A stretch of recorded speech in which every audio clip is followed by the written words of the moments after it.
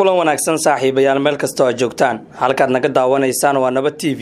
maanta waa Jimco taariikhdu waxay ku beegan tahay 8 bisha May 2020 waxaan idin hayaa qaybta 5aad 6aad iyo 7aad ee musalsalka qalbiyadii midoobay musalsalkaasi qaybaha maanta aan idin hayo wuxuu ka xiiso badan yahay qaybihii hore aad horay u soo daawateen si aad u daawato raac tilmaamaha aan ku siinayo waxaad tagtaa Facebook-aaga kadibna ku qor mucjiso jacayl 2020 halkaas ayaad ka daawan kartaa sidoo kale waxaan idin sheegayaa oo aan idin ogeysiinayaa in YouTube-kan aan ka guurnay isla markaana hadda kadib aan soo dhigi doono YouTube kale oo cusub oo magaciisu uu yahay Fagare Official YouTube-kaas cusub waxaan idin soo dhigayaa description-ka hoose